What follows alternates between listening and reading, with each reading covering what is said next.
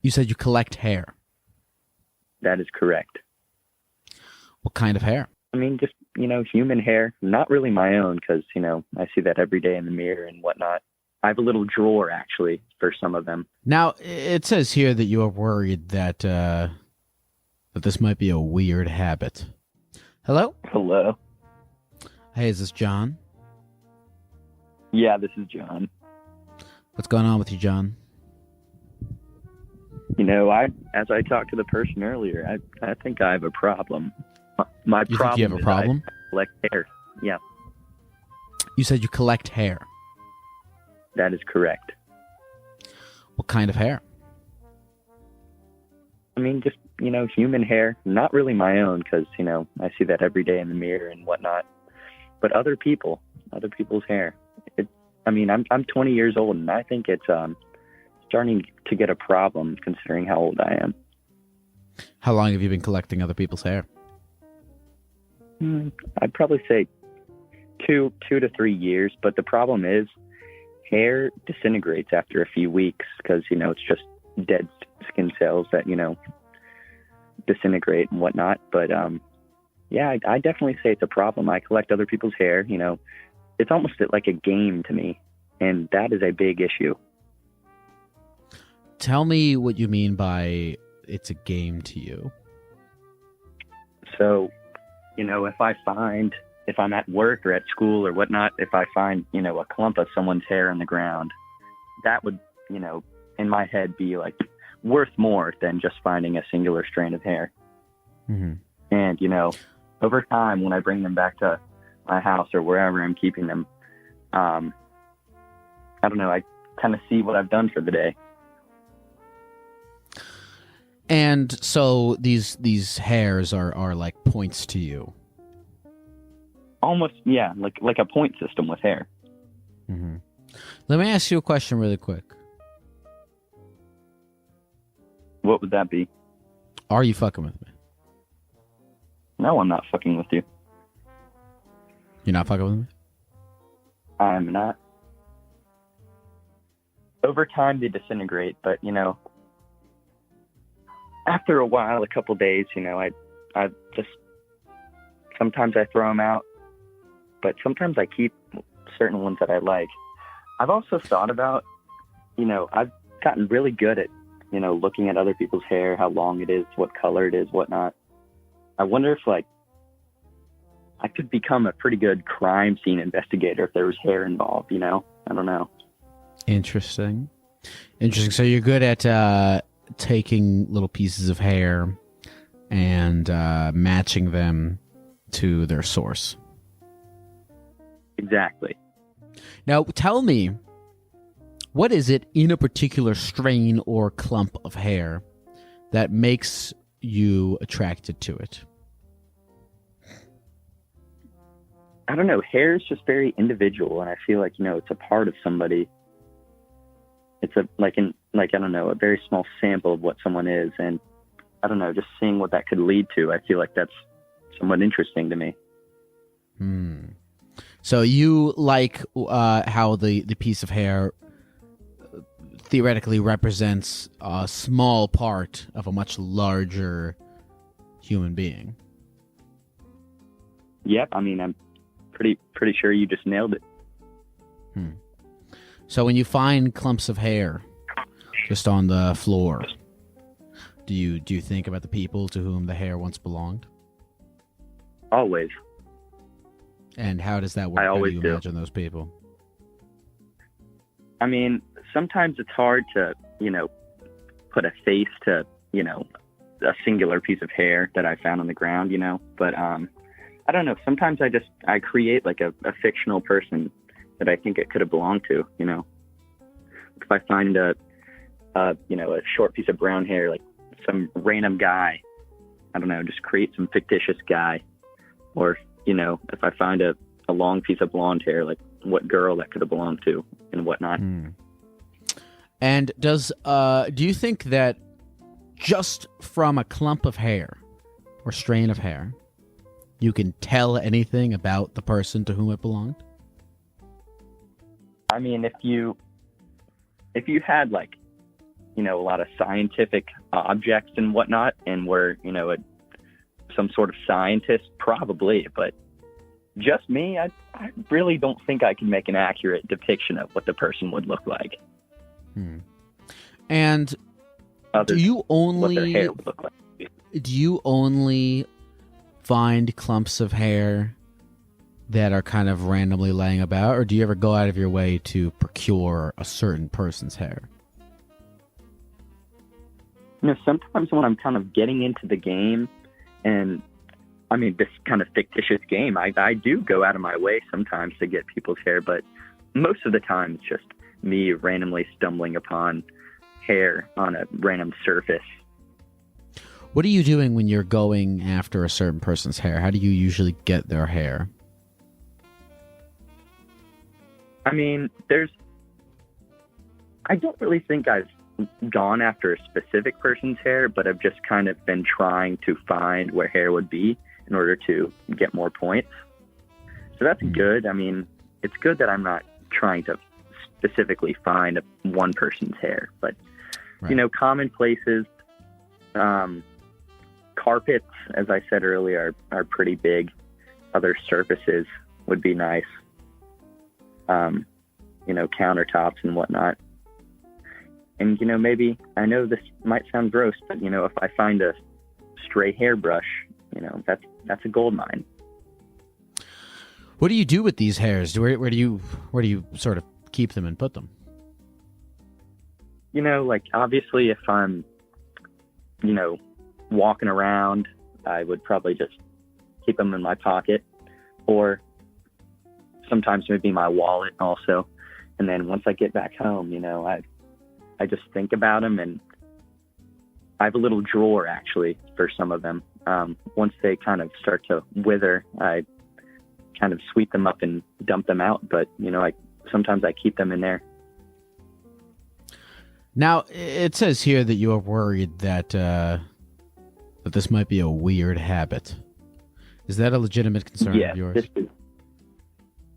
I feel like I could be able to. I think it would be very easy to break this habit, but it is definitely a problem because it is very strange in my mind. But yet I like doing it. Do you see yourself anytime soon ceasing your collection of hair? I think so. And I really hope so. Because just this conversation alone has made me think like, wow, this is an issue. And I think talking about how weird it is probably enough for me to stop. But, there's a chance. And I kind of like the thrill of, finding, a pretty decent sized clump of hair. So I'm not sure. So you say that having this conversation is causing you to realize that it might be a problem. I have a couple questions about that first before we move on. Have you talked to anyone else about this? I have not. Nobody. Really, not a single person? No, I don't. Sometimes when I'm, alone for a while, and I kind of just get wrapped up in doing my own thing. I don't really think it's something I need to tell other people. And then what about this conversation has made you realize that this might be a weird habit? Because I'm talking about it to somebody else and thinking about what you might be thinking about this is probably enough for me to realize that it's very weird, considering you might think that it is a strange habit. Well, I'm not really thinking about whether or not it's a strange habit. I'm just sort of picking apart your feelings about it. But it sounds like your feelings about it are evolving for you to believe that it is a strange habit that you should stop doing. You are correct.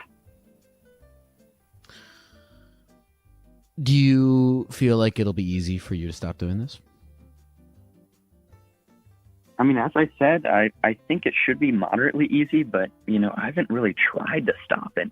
This has been going on for, as I said, a couple of years now, 2 years, I'd say maybe. So I don't know. What do you think I should do to stop this? Well, Or do you probably think I need should a stop new. this? I don't know. I think it would be better for you to get a new hobby. Do you have any other hobbies that you might be able to get more invested in than hair? I could collect something else that is probably not something that belongs to other people's bodies. Just, some sort of other collection might be a start. Yeah. What do you have any ideas of other things you might want to collect that is not human hair? I'm big into plants and animals. So maybe one of those two. Perhaps plants. I like plants. Let's do plants. You should get into plants. Be a plant guy. Go learn about all the different types of plants. Botanist. Yeah, become like a botanist. I would like And to be a and that's a you're still sort of collecting. I mean, I know hair is not alive, but it came from a living thing. You are satisfying whatever urge you have to collect living things, but they're plants. And I suppose it's not as creepy because it doesn't come from other people. No, I think you can get away with plants. Could I eventually become a botanist after this? I think so. It sounds like this collecting thing has opened up a lot of career paths for you. That is true. John, is there anything that you want to say to the people at the computer before we go? I mean, I hope the people of the computer aren't too embarrassed for me, so I hope they know that I'm trying to make changes in my life. I think they do. And I hope the people of the computer can support me. Have a good night, John. You too, Geck. Hello? Hello? Hi. Hello? Who's this? Don't say who is this. You called me. Oh my gosh. Oh, sorry. Okay, I'll look right from the stream. I didn't realize I was talking to you. What's your name? My name is Esther. Esther. I love Esther is one of the names of are you Jewish at all? Yeah, I am. Are you talking about Queen Esther? Yeah, Queen Esther from the Purim story. What did she do? Do you remember what she actually did? This is gonna be a bad Jew. I know she had a girl boss moment. She did. Oh, you know what? You know what? I remembered. I remember her girl boss moment was like, okay, all right, I'm gonna Hail Mary here. I don't remember this exactly, but I think Haman had a plan to kill all of the Jews. And Queen Esther found out about the plan, and she was okay. Now that I'm remembering this was so dumb. She had a plan to tell King Ahash. You remember King Ahasuerus? Yep. She had a plan to tell King Ahasuerus, hey, Haman's gonna kill all the Jews. But the thing about King Ahasuerus is you are not allowed to go. Even if you're his wife, you're not allowed to go into King Ahasuerus' chamber without being summoned. And if you go to see King Ahasuerus, when he didn't summon you, if you just go without making an appointment, he kills you. That's the deal. Yeah. Even if you're his wife. Do you remember this? He had a whole bunch of wives, and she was really young. I think she might have been a teenager or something. Dude, Purim was kind of fucked up. That's stupid. Why would you have that rule? Why would you kill your wife just for saying hi to you or, coming to see you? It is, but I also love the holiday because it's feels like it's for me almost. It's like my time to shine. What is going on with you today, Esther? Oh, yeah. Okay. Cat huffing. I wanted to talk about cat huffing. Say that again. Cat huffing? Yeah, H-U-F-F, H-U-F-F-I-N-G. I'm a terrible got it. speller. Cat huffing. But yeah. Please. Yeah, okay. So I recently kind of found out about this. Well, I guess not recently, a couple months ago, where if you deeply kind of inhale your cat's fur and really get your nose in there, it's a really calming smell, and it's a really nice smell. It's a different smell for everyone. For me, it's a warm oatmeal kind of cinnamon. Oh my god, I can't pronounce it. Cinnamony smell. And like it turns out it's because like cats smell like your house, so it's like you're smelling your house, which is weird because I don't really smell oatmeal, but my cat smells like it, so I think it's a good sign. And how really does your cat addicting. feel about being huffed? One of them likes it because she likes attention and she likes being held, and I kind of just like hold her and kind of like inhale for a few minutes and just really, really get in there. But the other one's not really a fan, so I leave her alone. Sometimes if she's sleeping and she's like dead asleep, I'll get a quick huff in there, but I don't try to bother her when she's awake because I know she's not a fan. Now, you say you are addicted to this. Yeah, but I don't want to stop. I think it's a good addiction. A good addiction. Do you think... Okay, let's explore this. Do you think there are any negative things about being addicted to huffing cats?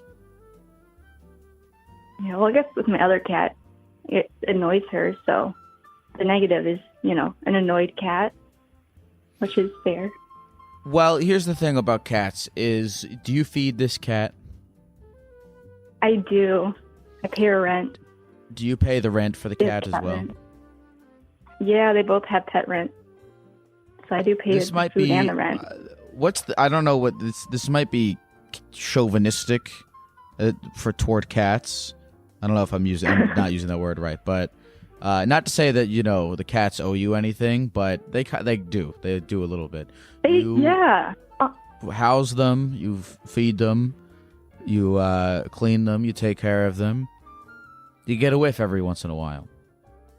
Yeah, I literally tell that them to their faces. Like, if I'm like a few minutes late for dinner and I get yelled at, I'm like, listen, I am paying for all these nice things. I got you an individual fan to follow you around this summer to cool you off. You got her what do you mean a fan to follow her around? Like, how does it follow her around? Oh, well, I follow around with the fan. It's portable and it's small. She's like, you follow her around with a fan during the summer when she gets hot? Okay, yeah, but here's the thing. She makes me nervous. You can stick your nose in her mouth, dude. You earned it. That's true. Because she likes to go into like the hot parts of my apartment. Well, I guess, apartment, not house. But she's a long-haired cat, so you would think she'd want to be closest to my AC unit, right? But she like goes to the hottest parts of my apartment and just lays there. And it makes me so nervous, so I just started following her around the fan, but I don't think she likes the fan because she'll walk away from it. Listen, Esther, I think if you wanted to eat one of those cats, you would be justified. Oh, I don't know if I could. I feel like they could eat me. If I die in this apartment, I'd give them permission to eat my dead body. But I don't know if I could do the same to them. Well, to survive Esther, I feel like this is a new breaking point in the relationship between you and your cats. But don't get too greedy about it. Don't go. Take your minimum whiff quota, but don't go overboard for your sake. Not them, fuck the cats, but we don't know what we haven't done enough scientific studies on the effect of cat fur on the human brain. So tread lightly. Yeah, I could be the first subject of that study. Esther, is there anything else you want to say to the people at the computer before we go? Yes, everyone, huff your cats. If you don't have a cat, you can find one outside pretty easily. They might not like it, but worth a shot. I just wanted to get that out there, spread the word. Thank you for calling, Esther. Thank you. Thank you for talking to me. It was an honor. You heard it from Esther. If you see a stray cat walking around, doesn't matter what street you found it on, doesn't matter where you found it, could have been the dumpster, could have been a pool, give it a whiff. See what happens. You only live once. Try new things. Hello? Hey there. Hi. Is this Moody? Hi. That's me. What's going on, Moody? Well, I just got in from nail school, and my boyfriend was watching the show, so I was like, let me try to call the number, and here I am. Here we are. We are on the phone, talking to each other. What's going on with you, Moody? Well, like I said, I just started nail school, so that's kind of new and overwhelming as I've kind of catastrophically failed or quit every other sort of endeavor I've ever taken on. So I'm still trying, though.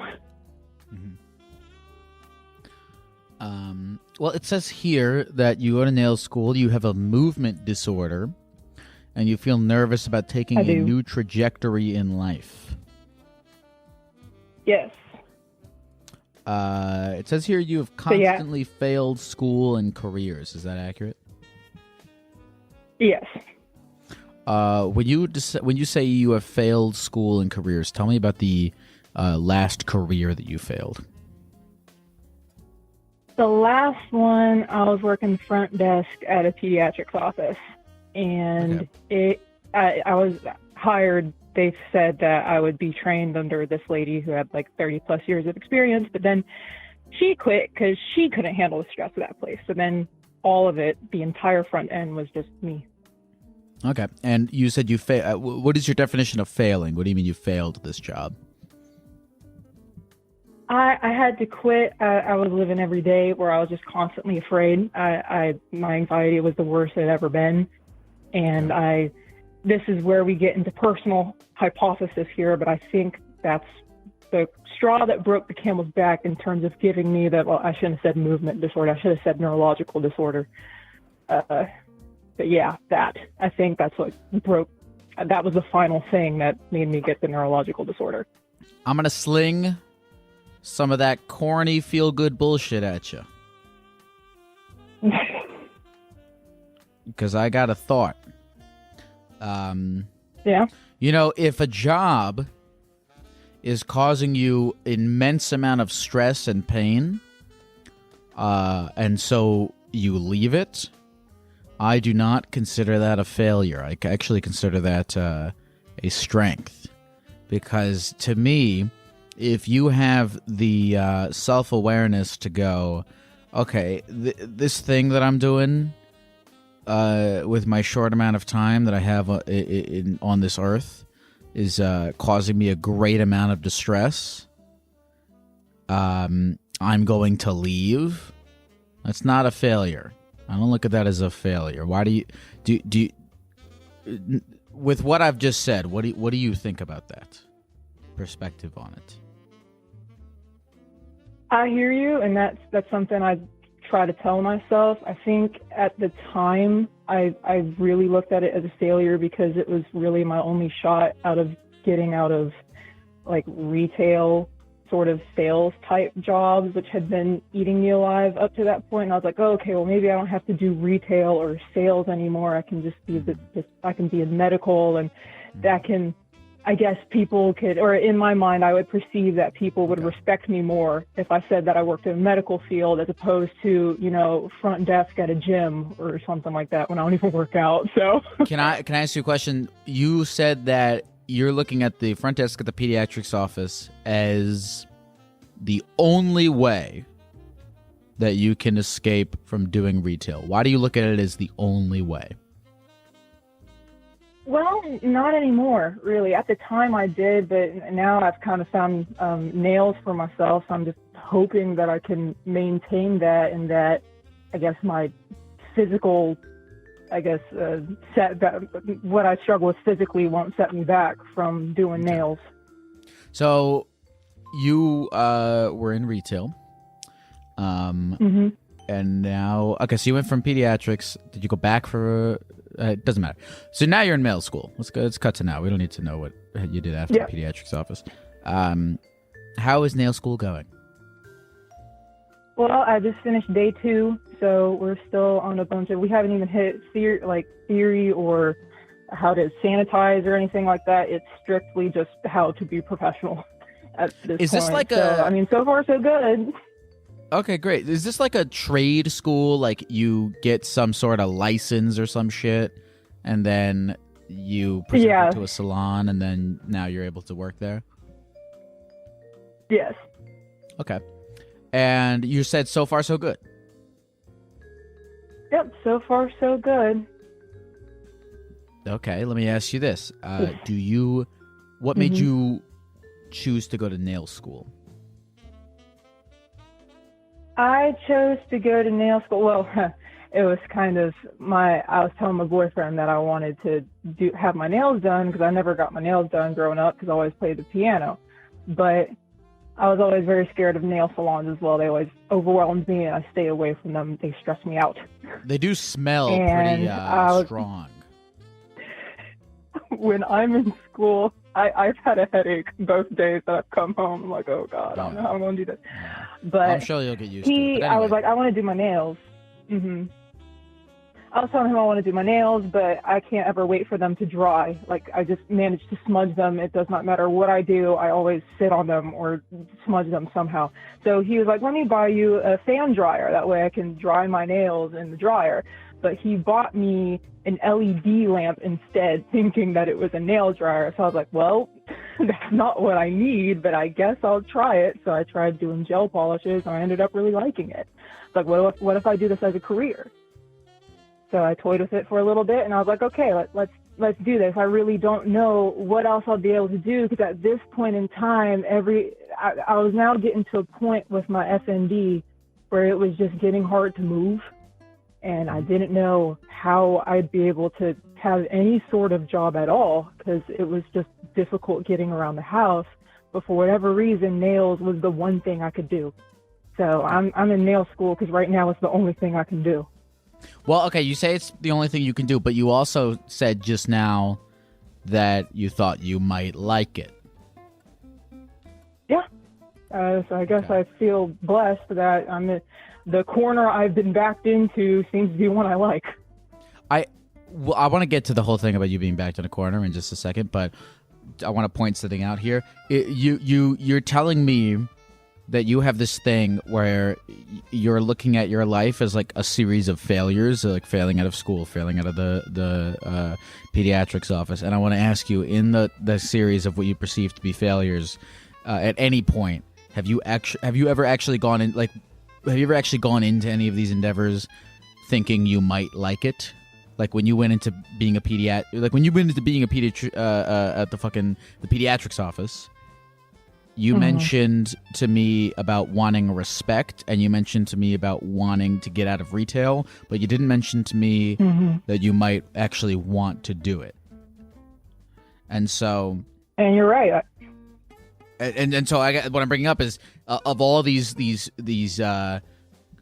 as you claim to view them, failures, they're all from things that you didn't really actually want to do. I don't know how you felt about school. I assume you weren't super stoked on it. Is that the case? Yeah, I tried college 4 times, and yeah. I mean, the first time, I guess you have that sort of, I'm going to go have the classic college experience and live with the dorms and all that excitement that you have, and then you actually get to college and you realize none of that is how any of this works. But then I kept trying because what am I without a college degree? And then I realized that college and I just do not get along. Okay, so can I stop you right there? I'm going to stop you right there. When you just now, you said, what am I with a college degree? There's a recurring pattern I'm seeing, and I'm playing pretend therapist here, but I'm going to do this anyway. When you say, I wanted to go into being a pediatrician assistant office, whatever, for respect. I wanted to go to college for respect. You know, those there's not good reasons to be pursuing something, and they're unstable reasons to be pursuing something. So, like, in kind, I can see why you failed at those things, because you went into them for the wrong reasons. Whereas with this, the nail tech thing, you seem like you might actually like it. Seems like it's something that can appeal to you. So I wouldn't base your experience... I wouldn't go into this thinking you're going to fail because you failed at a bunch of stuff that you didn't actually even want to do in the first place. Because if you don't want to do it in the first place, then yeah, there's a pretty good chance you're not going to be successful in doing it, which is fine. That's how things should work. You know, you should go out and find something you actually want to do, because then you might actually... You almost have no hope in being good at something that you don't actually want to do, you know? So I would look at this differently than all those other things.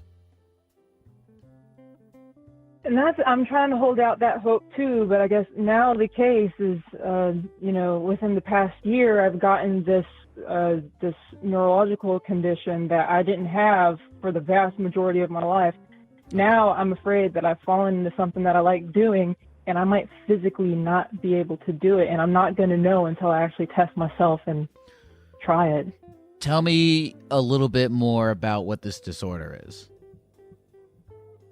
So I have functional neurological disorder, and I guess the real easy way to say it is that doctors have no idea what causes it or why it happens,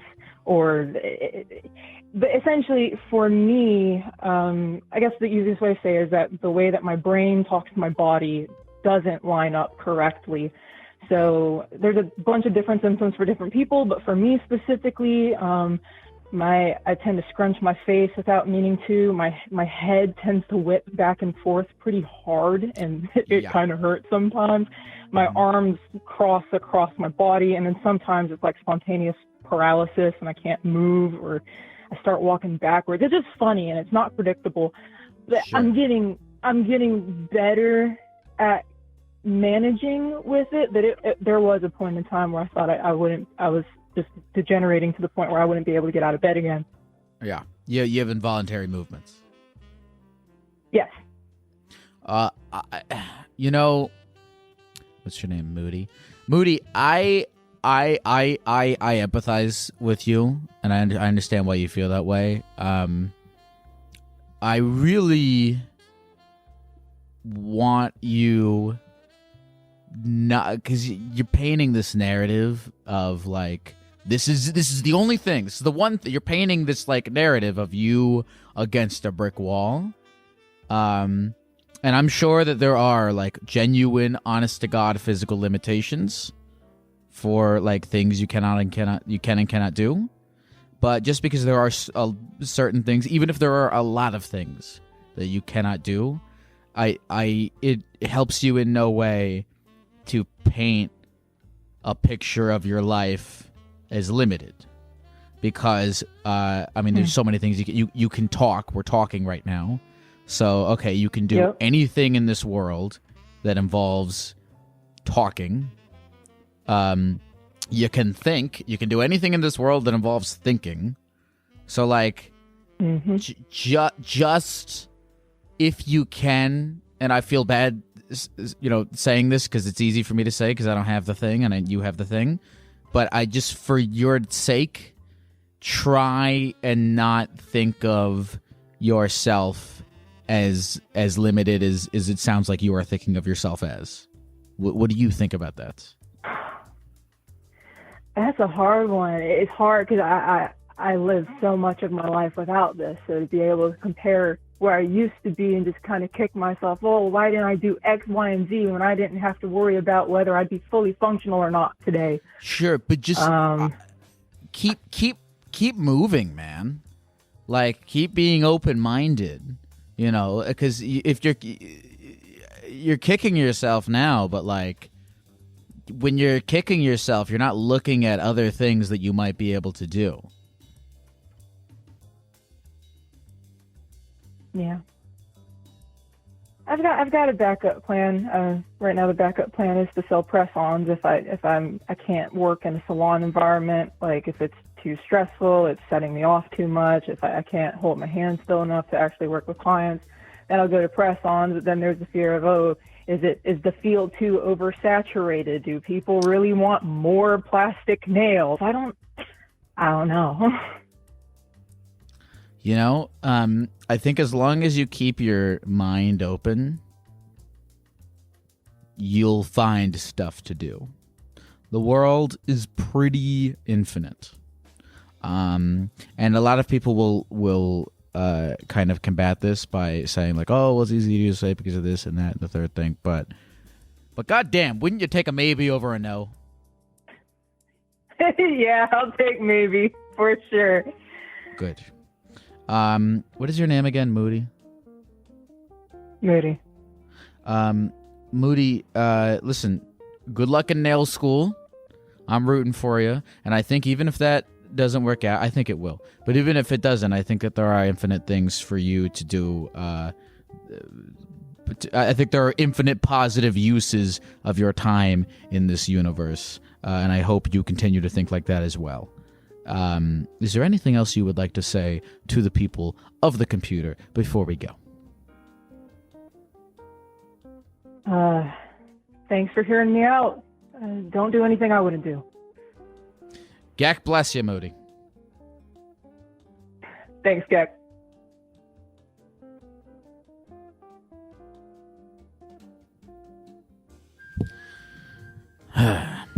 Okay, we did it. We did a motivational thing. We said words that were positive. We gave thoughts. I felt bad for Moody because she's being so hard on herself, like out of the gate.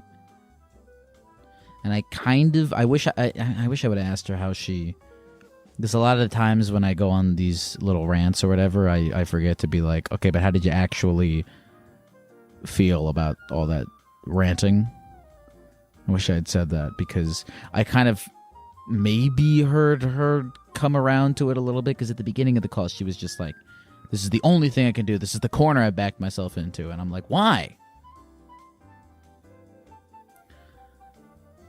Well, I wish good luck upon Moody, and I hope that she's able to do some good work in the nail salon. Maybe I'll go to her. My nails are fucked up because I keep chewing on them, and I'm addicted to chewing my nails. All right, that's the end of this this post call banter. I have nothing else to say. I am a gecko. Hello? Hey. Eli, what's going on with you? How can I get you today? Okay. So, a few years ago, back in high school, I was dating this girl, and before I started dating her, she was like, yeah, I have this, like, I'm really close with my dad, and I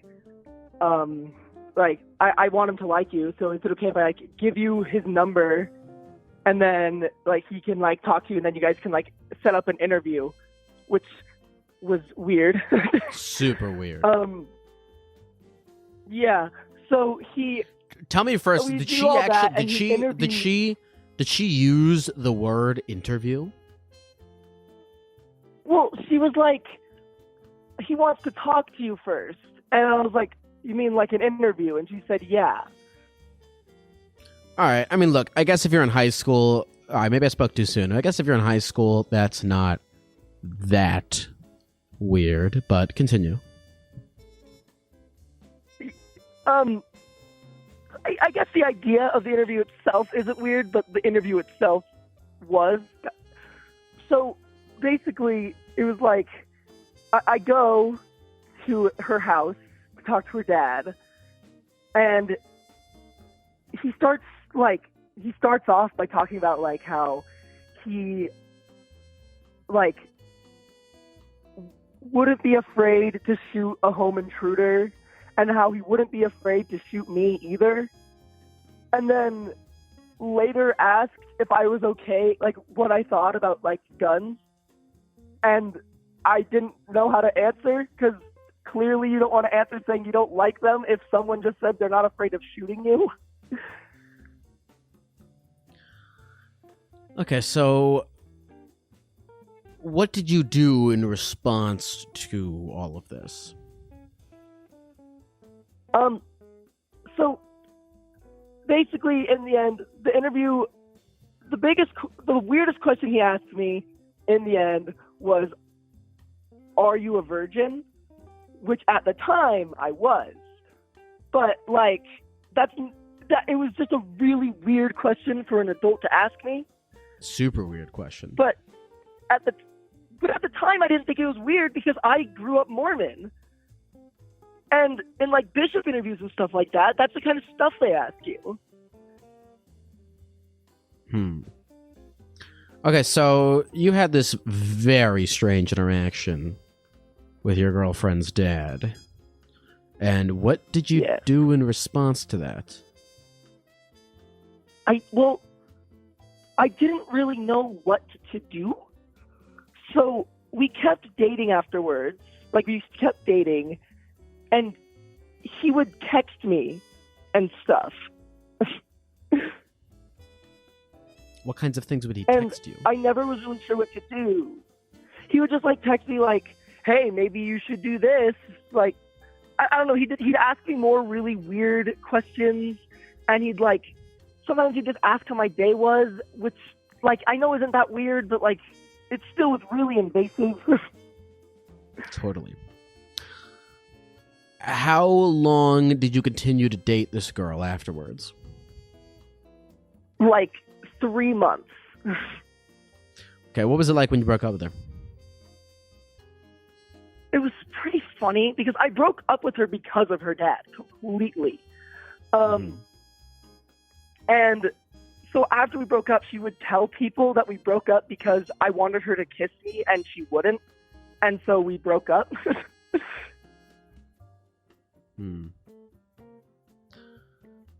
Yeah, how did the dad react when you broke up? Would he continue to text you afterwards? So I eventually, like, around the time I broke up with her, told my parents what had been going on. Which led to my dad calling him, and I didn't hear this call. I was not in the room or anything. But when he left the room from the call, I was told that I shouldn't have to worry about it, and that he said that my ex's dad said that no one in her family will ever be talking to anyone in my family ever again. And that's about as much information as I know about how that call went. Well, it sounds like your dad set some pretty strong boundaries. Yeah, my dad is a social worker at a halfway house, and he was picking up on a lot of like really criminal behavior that he sees from like his job every day from this guy, and was like, yeah, I'm not letting this continue. Yeah, man, what a lucky thing to have a dad who's good at sort of spying that stuff out to come in and deal with that situation. Yeah. Because that guy, he did not sound like he was good news at all. I feel bad for No. I feel bad for whoever your girlfriend was at the time. I feel bad for her. I don't know what her life was like in that house. From my understanding, it wasn't great, but she really liked her dad and really didn't like her mom, and it was weird. And I don't know. I didn't. It was very much I'm going to date this person because I'm in high school. Like, neither of us really clicked with each other that well. It wasn't that good of a relationship, like, even without that. And, like, yeah. So, Eli, it says here that you're struggling to connect. It says here you have a new girlfriend, and you're struggling to connect with her dad. What's going on with this new girlfriend? Yeah, so me and my new girlfriend, we've been dating for 6 months as of yesterday. And I get really, really bad anxiety around her dad. And, like, I have really bad trust issues with a lot of adults because of this experience where it's like... Really?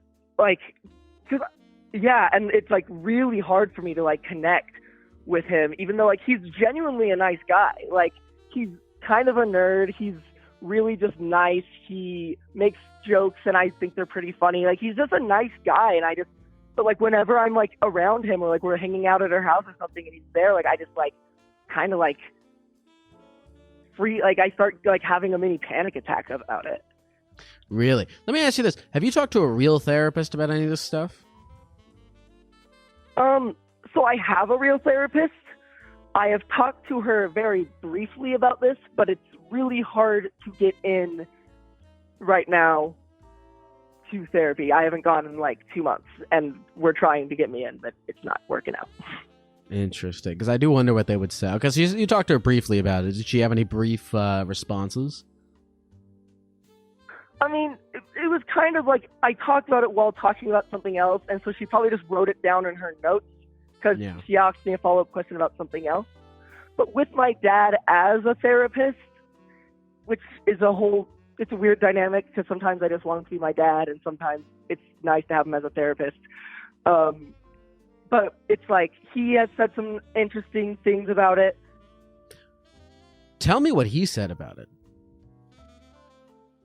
So, him being like, like a witness in this, he was very like, he understood very clearly like what had happened to me because he had seen it happen to other people. I haven't talked to him about it in a bit. But it's like, I just need to learn to dissociate, I guess, where it's like, this person isn't the same person. And just, it's okay that my brain doesn't know that because like, it takes time for people to like, oftentimes your brain will process something before your heart does. And then you have to like, wait a minute till you actually like process it, I guess. Yeah, this is a difficult thing because you don't want your relationships with anyone else to kind of like define how you view relationships with other people as you move on with your life. But it would make sense that your brain just does it anyway. Yeah. What else has your dad sort of told you that's helped you out with this as you've continued on? I don't know if you've talked to him about this particular situation you're having with your current girlfriend. I have not talked about him with this current situation.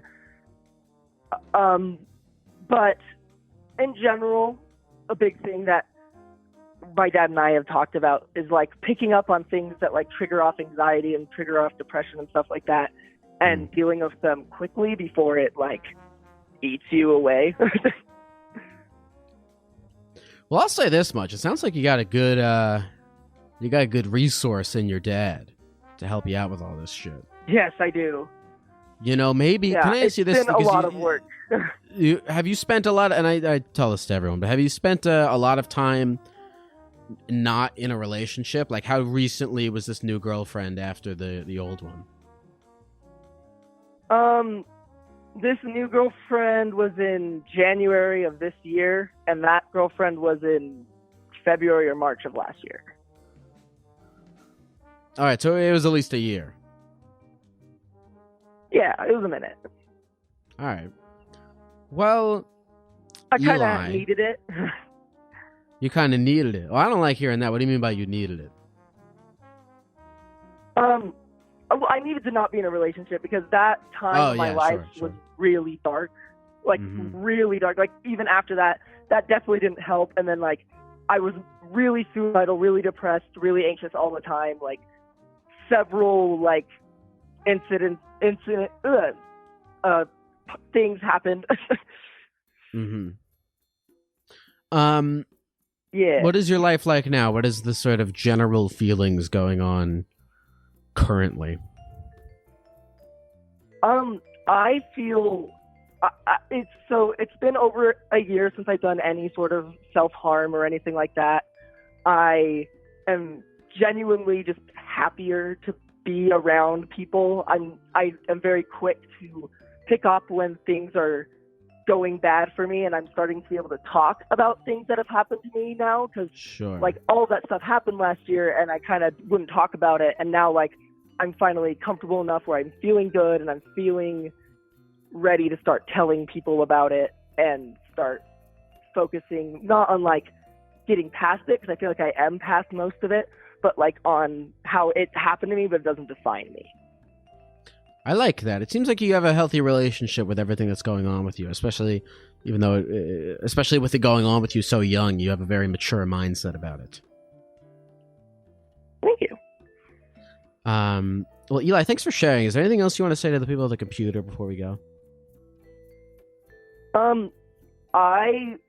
I've been listening to your stuff on Spotify all week at work, and I was listening to it today, and then I got the and so I followed you on Twitch, And then I got the notification at work and was like, you know what, I'll just call today because I've been listening to it all week, and here we are.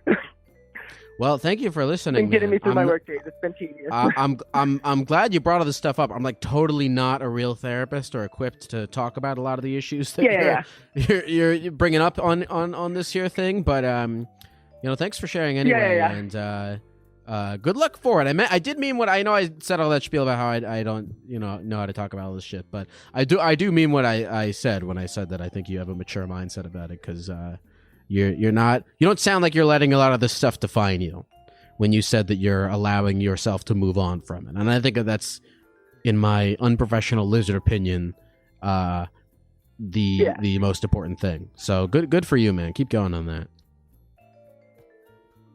Thank you. I am trying my best. Take care, Eli. Yeah, you too, Lyle. Hello? Hello? Is this Anthony? Yeah. You sound like you're chilling right now.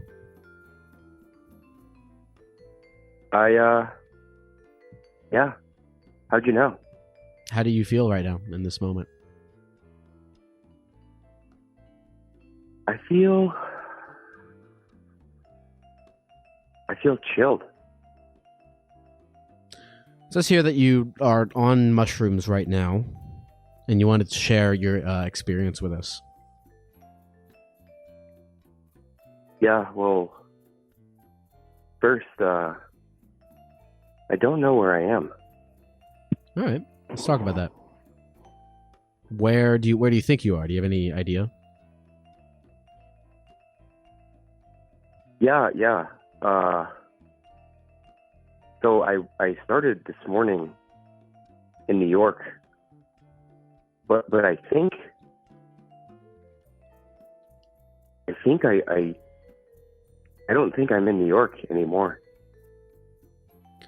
Okay. Where do you think you are? There's well, I see a tree, 2 trees, 3 actually, and grass, a lot of grass. Mm-hmm. Are you outside? Yeah.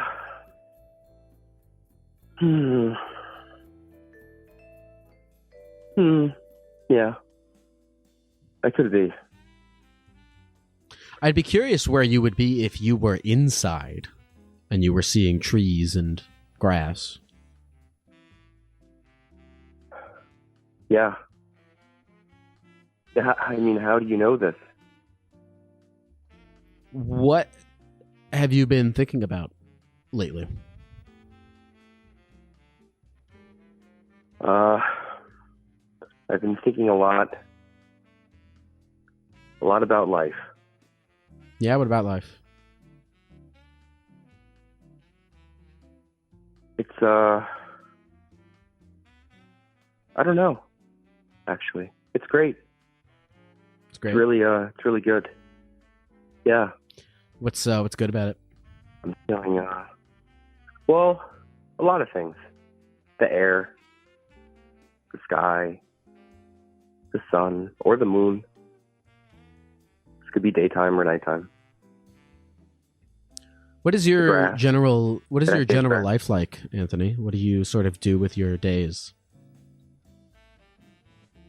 Yeah, I like to meditate.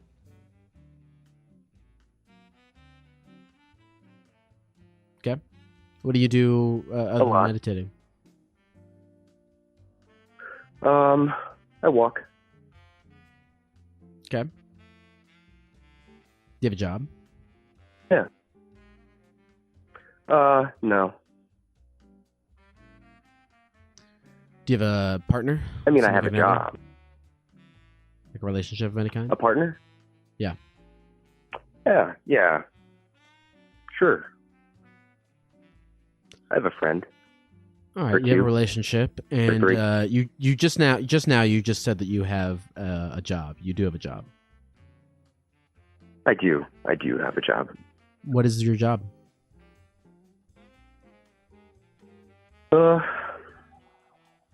I forgot. I knew this morning, but I forgot what I do. Mhm. I've lost my purpose, I think. Okay. Are you looking for a new purpose? Yes. As a matter of fact, I am. What are you thinking might be your new purpose? I think research. Yeah. I'd like What to would you research. like to research? I would like to research the study of peanut butter and why it tastes so damn good. Okay, you want to be a peanut butter researcher. That's a good purpose. Yeah. All right, so Yeah. we have a new purpose for you. And let's get back into the personal life. You said you have 3 different girlfriends. Or, well, you didn't specify, but you said you have 3 different I wouldn't say relationships. I wouldn't say that. Just Okay. friends. Just friends. Yeah. All right, so you have 3 friends. Yeah. Yeah. 3 Are friends. you happy with the amount of friends that you have right now? Do you want more friends? Or are you content? I could go for 4. Could you be? I mean, would you like to? I mean, would you be my fourth friend? I think realistically, the chance of us genuinely becoming friends is very low. Well, based on what friends? Not because like. I can tell you the premises. You live in New York, which I don't live there. Okay, fair point. Okay. I don't see how we would get in touch after this. Doom.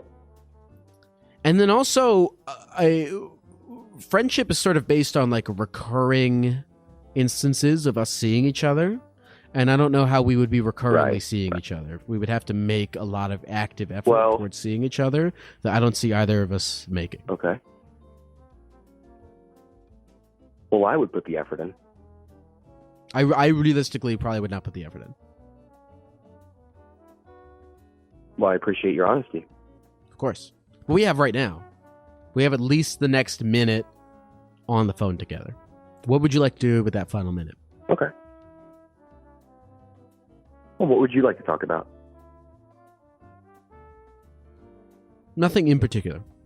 I feel like we've gotten everything that we needed out of this. Okay. Well, I am outside, and you I'm help glad we cleared that up. with that. I know where I am I'm now. happy to help. Yeah. I'm happy to help. I'm glad that you know where you are now. And I'm going to research peanut butter. Let us know what you find. Yeah. Oh, I will. Anything else you I'll want be to say back, before we go, Anthony? I'll be back. Thank you for calling. Thank you.